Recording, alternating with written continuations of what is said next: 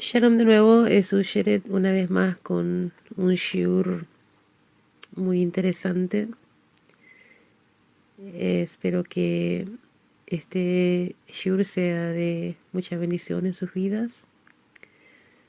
Puede llamarlo la tragedia de los espías y Yehoshua. Todo gran desastre de la historia judía está conectado al 9 de Av. Todo comienza con los 12 espías. Después de un año en el monte Sinaí, el pueblo judío empacó su santuario portátil y llegó a los bordes de la tierra de Israel. Deberían haber entrado a la tierra en ese momento, pero el pueblo judío fue donde Moshe y dijeron: espera un minuto, exploremos las tierras antes de entrar. Entonces eligieron 12 exploradores o espías, uno por cada una de las 12 tribus, y los enviaron a hacer básicamente un reconocimiento del terreno. Tenemos que hablar un poco de la tragedia de los espías, ya que las consecuencias de este evento han hecho eco en toda la historia judía. Esto estableció una de las fechas más significativas y ciertamente más tristes en el calendario judío, el 9 de Av, o sea, Tisha B'Av. Prácticamente todo gran desastre en la historia judía está conectado con esta fecha, en la que tanto el primero como el segundo templo fueron destruidos. De nuevo, las acciones de los judíos tienen grandes consecuencias que reaparecen en la historia. Los judíos han sufrido por toda la historia a causa del error de aquel entonces. Ahora, ¿cuál fue el terrible error de los espías? Los 12 espías pasaron 40 días explorando la tierra y luego volvieron con un racimo de uvas, diciendo: ¿han visto el tamaño de estas uvas? Deberían ver el tamaño de las personas que las comen. Son gigantes. No hay forma de que podamos luchar contra ellos. Deberemos volver a Egipto. La pregunta obvia que debemos hacer en este momento es: el pueblo judío acababa de ver a Dios destruir a la civilización más poderosa del mundo antiguo, Egipto. ¿Por qué tenían miedo de los canaanitas? La respuesta parece ser que mientras vivían en el desierto, tenían una existencia sobrenatural. Tenían maná del cielo, agua de una roca, nubes de gloria y pilares de fuego. Se dieron cuenta que después de entrar a la tierra de Israel, todo eso terminaría y pasarían de una vida de vacaciones a una vida normal y más difícil, llena de luchas y de trabajo agrícola. Su deseo de entrar fue desanimado por el deseo de prolongar su existencia sobrenatural. Su error fue no confiar en Hashem lo suficiente para ver que incluso con medios naturales podían ser capaces de conquistar, asentarse y prosperar en la tierra. Solo 2 de los espías discreparon con este reporte: Yehoshua ben Nun, el principal discípulo de Moshe, y Caleb ben Yefuné, de la tribu de Yehuda. Pero el pueblo judío aceptó el reporte de la mayoría de los espías, rompieron en lágrimas por las noticias y se negaron a avanzar. Moshe estaba absolutamente horrorizado y Hashem estaba muy molesto. Así fueron emitidos 2 decretos de castigo. Uno, Hashem les dijo a los judíos que por haber mostrado esta falta de emuná, después de haberlos llevado tan lejos, serían condenados a vagar por el desierto 40 años, uno por cada día que exploraron la tierra, hasta que toda la población adulta masculina, excepto los levitas, que no escucharon a los espías, hubiese muerto. Las mujeres que siempre llevaron el estándar de emuná en el judaísmo no escucharon a los espías y vivieron para entrar a la tierra. Y 2, Hashem les dijo a los judíos que por haber llorado en este día sin razón, llorarían en este día a lo largo de la historia por muy buenas razones. Y vamos a ver cómo se cumple esto en los próximos capítulos. Los judíos vagaron por 40 años. Es interesante notar que casi ningún pasuk de la Torá trata sobre los detalles de la peregrinación. Si examinas el texto en el libro de Números, notarás que entre la porción de la Torá que habla de la rebelión de Korah, en Números 16-18, del 16 al 18, y la siguiente porción, Jucat, que es Números 19 al 20, Hay un salto de 38 años. La única y breve mención de los viajes que ocurrieron en estos 38 años está al final del libro de Números, en la porción llamada Masei. Vemos esos saltos en la narrativa en muchas oportunidades. Como la Torá viene a enseñarnos lecciones y no se trata de un diario o un libro de historia, solo son registrados los eventos que tienen una lección relevante para nosotros hoy día. El resto son mencionados en resumen u omitidos por completo. Cerca del final de los 40 años de vagar, se encontraron, al igual que les pasó varias veces anteriormente, sin agua. Los fenómenos sobrenaturales del maná, el agua de la roca y las nubes venían en mérito de Moshe.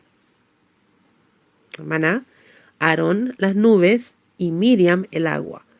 Cuando cada uno de ellos murió, cerca del final del peregrinaje, estos fenómenos cesaron. Y como hicieron muchas veces antes, comenzaron a quejarse. Hashem le dijo a Moshe que le hablase a la roca y que de ésta emanaría agua. En los pasados 40 años, Moshe había tenido el trabajo más difícil del planeta: conducir a un revoltoso grupo de personas que Dios mismo describió como obstinados. Ya hemos hablado de la mayor fortaleza y debilidad del pueblo judío. ¿Cuál es su mayor fortaleza? Su dedicación completa a una idea, lo que los permitió existir por 2000 años como los únicos monoteístas en el mundo, sobrevivir a las naciones más grandes de la historia y morir por una ideología que cambiaría al mundo. Ahora, ¿cuál es su mayor debilidad? Esta característica nacional de idealismo e independencia es una espada de doble filo. Su completa y obstinada dedicación a una idea hace que cada judío crea que tiene razón y que él va a cambiar el mundo a su manera. Es un grupo demasiado difícil de unificar y casi imposible de dirigir. Es mucho más fácil ser presidente de 1.000 millones de chinos que de unos pocos millones de judíos. Hace varios años escuché una clase dada por uno de los más destacados historiadores militares israelíes, Meir Pale, y este mencionó algo que ilustra muy bien este punto. Le contó a la audiencia que había enseñado en numerosas universidades del mundo, West Point, Sandhurst, etc., y que vio a muchos de los ejércitos del mundo en acción. Entonces dijo: en un aspecto, todos los ejércitos del mundo son iguales. En todo ejército, los oficiales dan órdenes, pero en el ejército israelí, los oficiales tienen que explicar las cosas. Una anécdota divertida que ilustra este punto se cuenta sobre el encuentro entre el expresidente de los Estados Unidos, Harry Truman, y la entonces futura primer ministro de Israel, Golda Meir. Truman se estaba quejando de las dificultades de ser un líder y remarcó: ¿no tenéis idea de lo que es ser el presidente de un país de 200 millones de personas? A lo que Meir respondió: ¿y vos no tenés idea de lo que es ser el primer ministro de un país de 2 millones de primeros ministros? Entonces, luego de 40 años de tratar de conducir a esta revoltosa nación, Moshe perdió su temperamento por un momento. «Ustedes, rebeldes», gritó, y en lugar de hablarle a la roca como se le había ordenado, le pegó. Inmediatamente después del éxodo de Egipto, Hashem había encomendado a Moshe golpear a la roca para que saliese agua. Esto lo vemos en Éxodo 17, del 5 al 7. Y Dios le dijo a Moshe y a Aarón: ¿por qué ustedes no creyeron en mí para santificar mi nombre a la vista de los hijos de Israel? Por ello no llevarán esta congregación a la tierra que se les he entregado. Números 20:12. Los sabios dicen que el enojo es una forma de idolatría, porque si Hashem maneja el mundo, entonces todo lo que te ocurre, ya sea malo o bueno, es su voluntad. Perder los estribos es una forma de negar que Hashem maneja el mundo, un rechazo a la idea de que todo lo que pasa es por tu propio bien. Gamsule Tova. Y para Moshe, el máximo profeta al que Dios habló cara a cara, el enojarse incluso por segundos tenía consecuencias terribles. Era una profanación del nombre de Hashem hecha públicamente frente al pueblo judío. Las consecuencias obviamente muestran simplemente lo responsables que son las personas de niveles tan elevados por los pequeños errores que cometen y las repercusiones de dichos errores. Este tema se repetirá una y otra vez a lo largo de la Torá. Moshe, por supuesto, vio su error en el momento y aceptó el fallo de Dios. Luego Moshe preparó al pueblo para su entrada a la tierra prometida, el último de los 5 libros en su discurso de despedida dirigido hacia el pueblo. Cuando comienza el libro de Deuteronomio, Moshe ya sabe que no está destinado a llevar al pueblo judío a la tierra de Israel. Y todo dicho libro se trata de su discurso de despedida al pueblo. Aquí Moshe vuelve a mencionar los mandamientos y reitera la misión del pueblo judío. La idea más común que repite una y otra vez es: respeten la Torá. En pocas palabras, Moshe dice: si cuidan las leyes entre el hombre y Hashem, y entre el hombre y su prójimo, todo les irá bien. Ninguna otra nación los tocará. Tendrán prosperidad material y vivirán para cambiar el mundo. Pero si no observan la Torá, si rompen el pacto, la tierra los expulsará. Sus enemigos los atacarán y ustedes sufrirán. El mensaje es claro. La solución a todos nuestros problemas no tiene nada que ver con las amenazas externas. Estas son simplemente los síntomas de un problema más profundo: que el pueblo judío no cumpla con su parte del trato. Siempre tiene que ver con la relación de los judíos entre sí y con Hashem. La época entre finales del siglo XIX y finales del siglo XX fue la primera en la historia judía en que muchos judíos dejaron a Hashem por elección y no por la fuerza, como en la expulsión de España en 1492.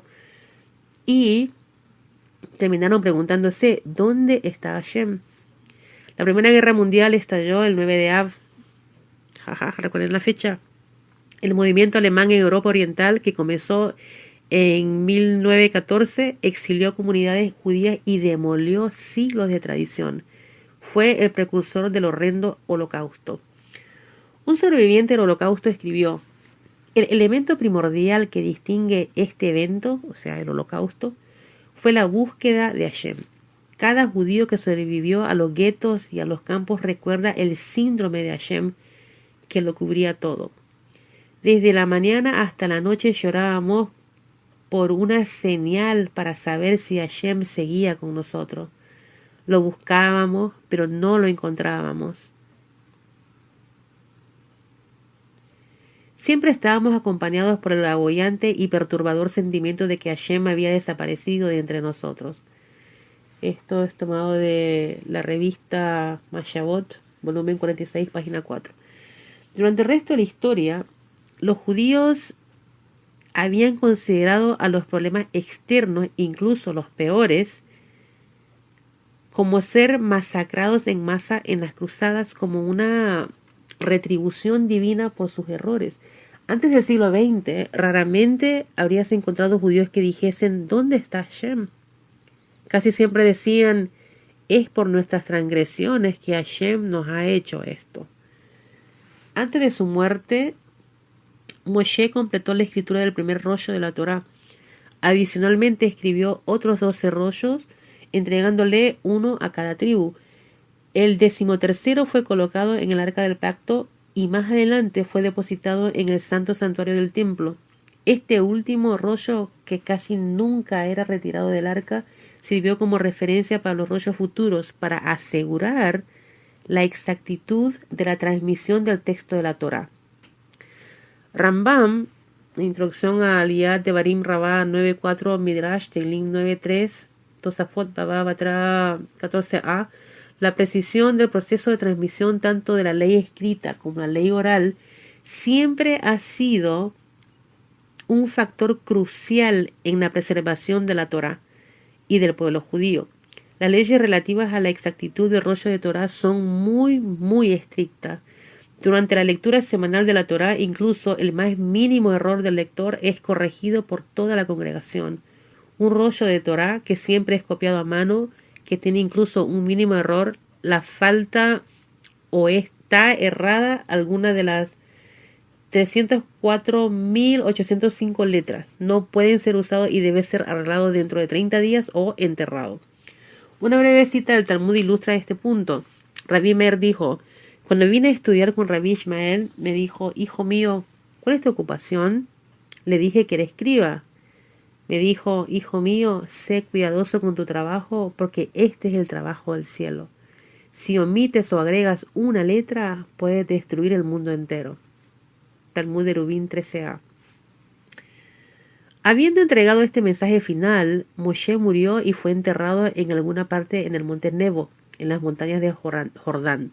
Se nos ocultó el lugar exacto a propósito, para que nadie adorase su tumba. Yehoshua asumió el liderazgo.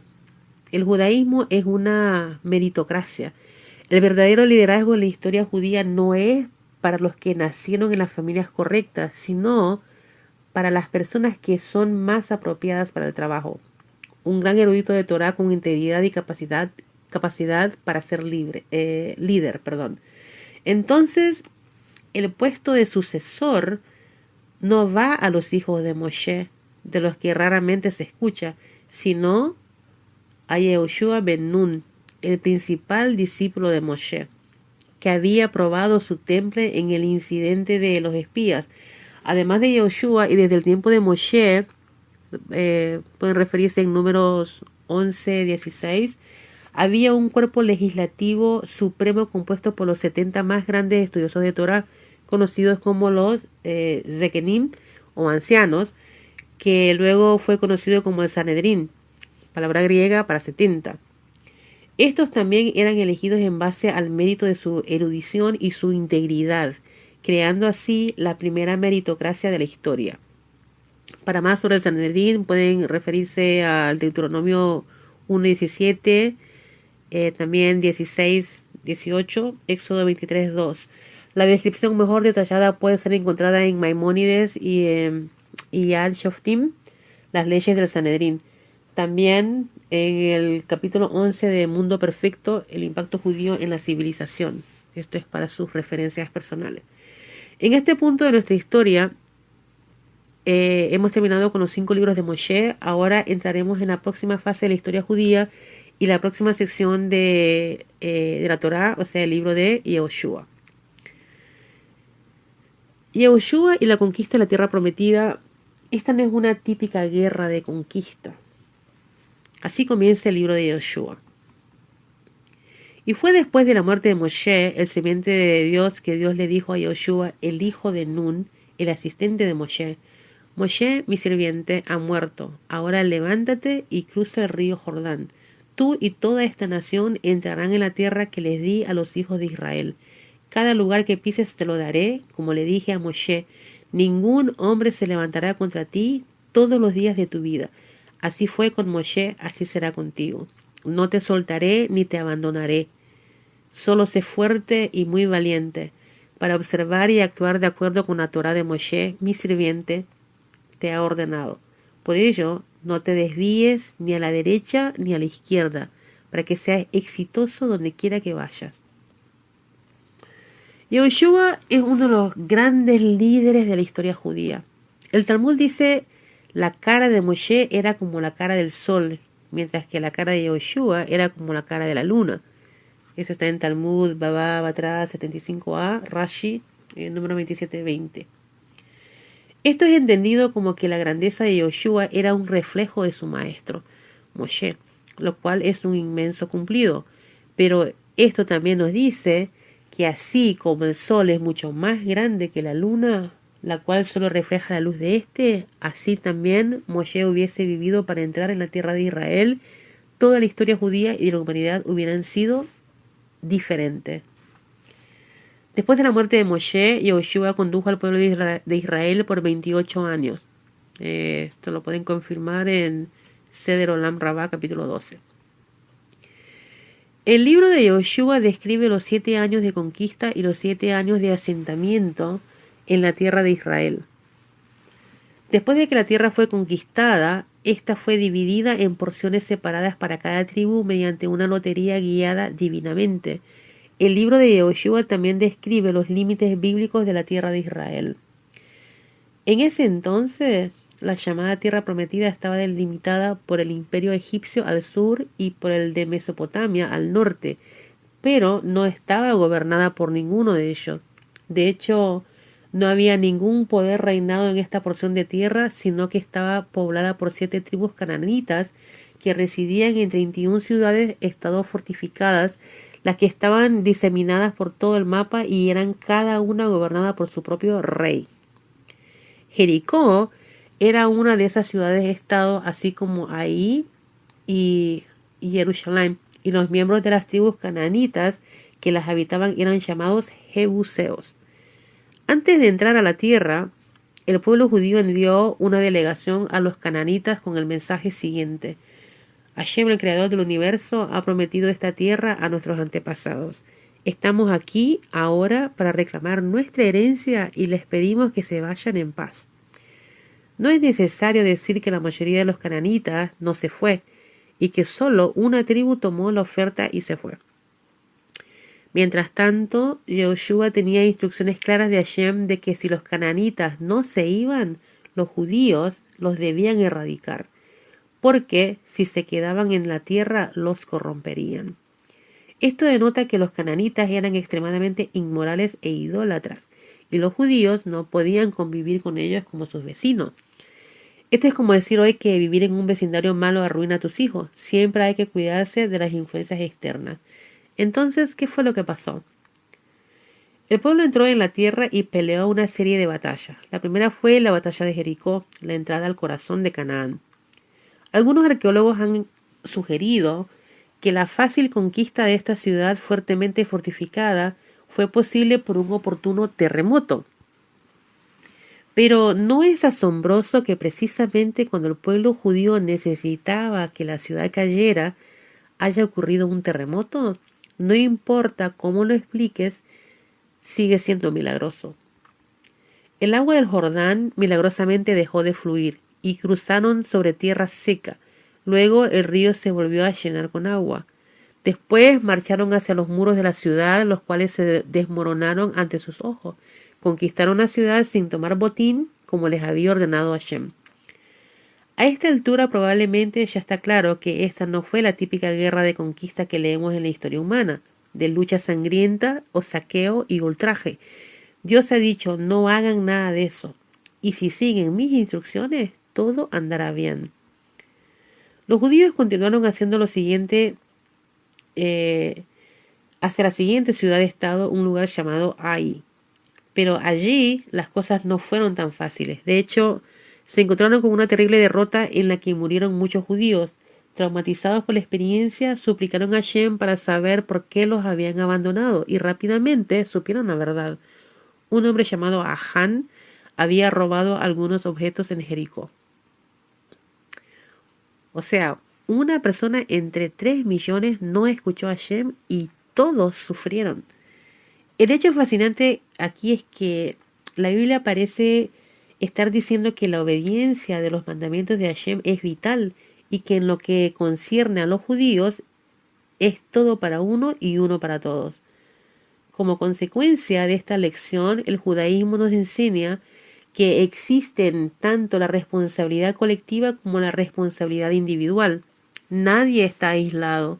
Cada uno existe como parte de un todo y es responsable por las acciones de los otros y por las propias.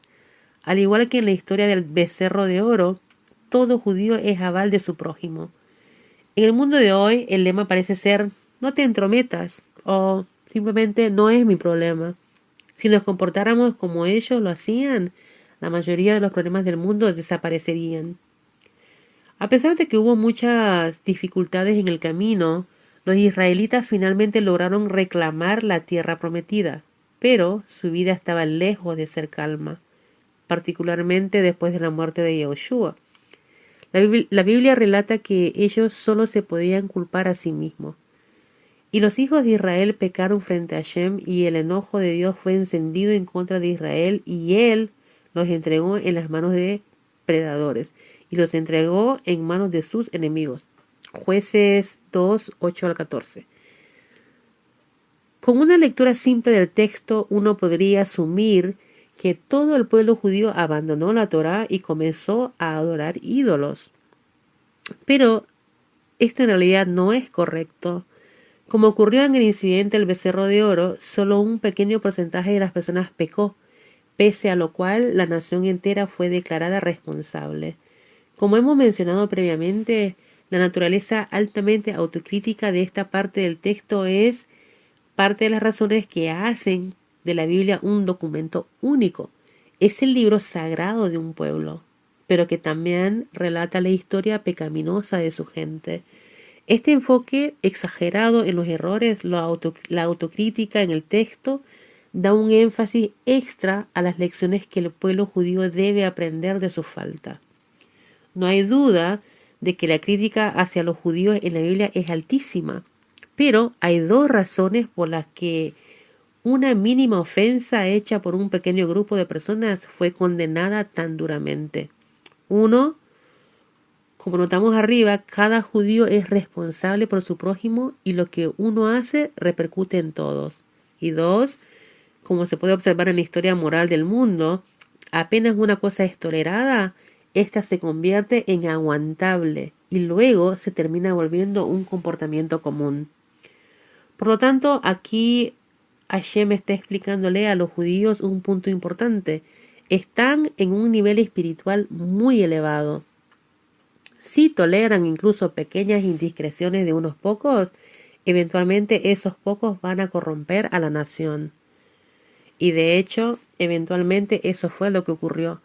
Pero antes de que pasase, los judíos disfrutaron de un periodo de una especie de luna de miel en la tierra de Israel, conocido como el período de los jueces. Y en la siguiente historia vamos a tocar estos puntos de donde se habla de los jueces y todo el papel que jugaron en nuestra historia. Que este shiur sea para la unificación de todo Am Israel, que reine la paz entre nosotros y que aprendamos de estas porciones bíblicas que tenemos que ser unidos. La unificación de nuestro pueblo es la clave para disfrutar de muchas cosas que Hashem nos tiene preparadas. Con mucho cariño siempre. Me despido en esta ocasión de ustedes con mucho cariño y deseando, como le dije anteriormente, la paz para todos. Baruch Hashem.